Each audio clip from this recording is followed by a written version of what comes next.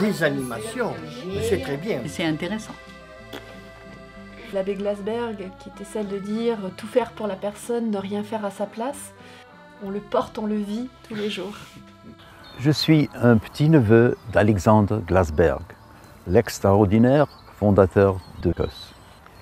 Et je vous présente un petit film sur son héritage. Il est né en Ukraine en 1902 dans une famille juive russophone. Il s'installe en France en 1932 et devient prêtre catholique. Pendant la période de Vichy, basé dans une paroisse de Lyon, il apporte une aide courageuse aux personnes qui avaient fui des régimes fascistes pour la France inoccupée. Et il sauve de nombreux réfugiés juifs de la déportation. En conséquence, il est recherché par la Gestapo et se cache dans une paroisse du Tarn-et-Garonne sous un pseudonyme. Là, il rejoint la résistance.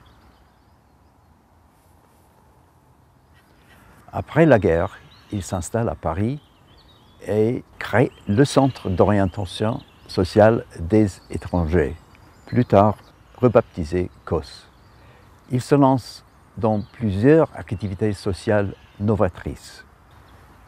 Des maisons pour personnes âgées, établissements pour les handicapés et un centre pour les travailleurs migrants et pour les jeunes en situation de précarité.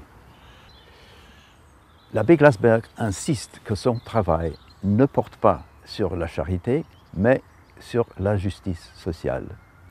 Et au sein de ces établissements, il exige un respect absolu pour la dignité et l'autonomie des résidents.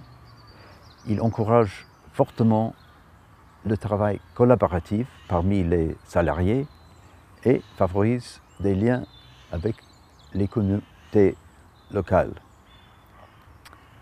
Telle est la philosophie du COS. Le COS s'est beaucoup développé depuis la mort de l'abbé Glasberg en 1981. A-t-il pu maintenir les idéaux qui ont inspiré ses débuts? La Cologne à Marvejols a été créée en 1964. C'est grâce à l'amitié de l'abbé Glasberg avec le maire de Marvejols, Gilbert de Chambrun, qui l'a recommandé comme site propice pour une maison pour les personnes âgées. J'ai entendu parler de cette maison pendant ma jeunesse et j'ai hâte de rencontrer la directrice, Madame Evelyne Boissier, l'équipe et les résidents. La Cologne, c'est une maison de retraite qui accueille 80 résidents au quotidien et qui fait en sorte de favoriser leur autonomie le plus longtemps possible. Il y a une unité de 9 places pour les personnes qui ont la maladie d'Alzheimer, donc une unité protégée.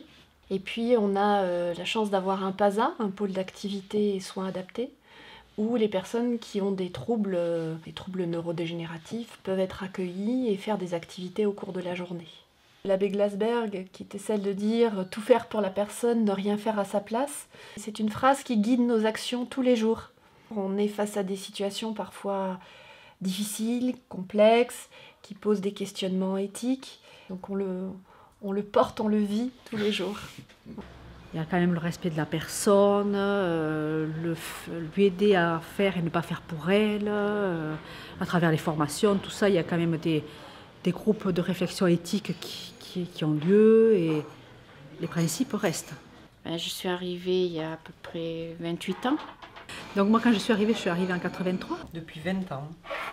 Donc voilà, si je suis encore là, c'est que le boulot me plaît. Et c'est cette équipe qui a, pour certains 20 ans, d'autres 13 ans, d'autres 10 ans d'ancienneté, puisqu'on a une équipe avec des anciens, mais aussi avec des gens tout récents, mais qui partagent cette façon de travailler.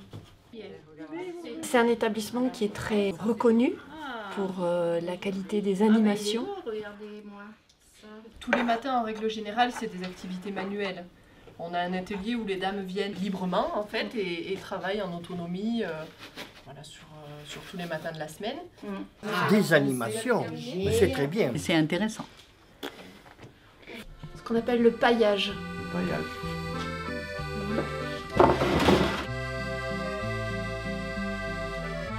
Tissu se repasse un peu. On fait ce qu'on peut. C'est le chef paillage, monsieur Sudre. Oui. Ah, le chef, oui.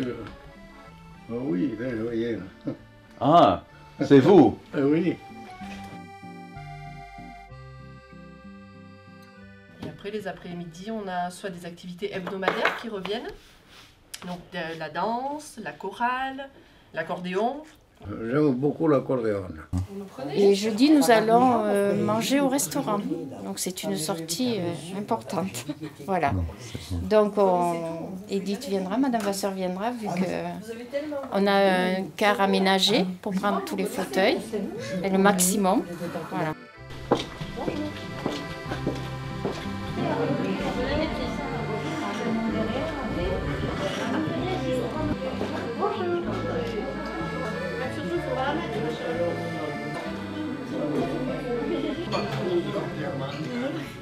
Moi j'étais le secrétaire. Ils habitaient là à côté, dans ce bâtiment, qui aujourd'hui, je ne sais pas ce qu'il est. Vous venez déjeuner. Je viens à midi. Voilà. Mais il y a vraiment de grands échanges et d'interrelations, que ce soit avec les associations locales ou avec la vie locale. Donc on a les associations bénévoles qui viennent jusqu'à l'établissement. L'établissement accueille de manière tout en restant dans sa laïcité, mais accueille une fois par mois la messe. Donc les gens de l'extérieur viennent sur l'établissement pour assister à une messe mensuelle. On a des lycées sur Marvejols aussi qui travaillent sur des filières autour de l'accompagnement de la personne. Et puis la mairie de Marvejols, tous les ans, organise une action citoyenne auquel les résidents vont participer. Donc c'est une vraie richesse aussi. Tout ce que j'ai vu aujourd'hui donne à penser qu'Alexandre de Glasberg serait très impressionné par la Colagne aujourd'hui.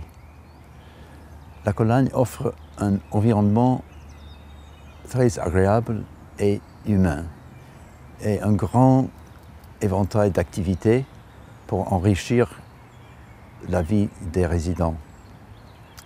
L'enthousiasme et le faible taux de rotation du personnel sont aussi un bon indicateur de succès. La Colagne offre également un modèle de bonne relation avec l'extérieur.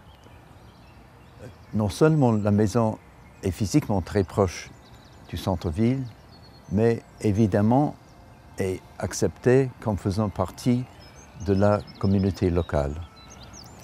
Cette visite a été vraiment inspirante.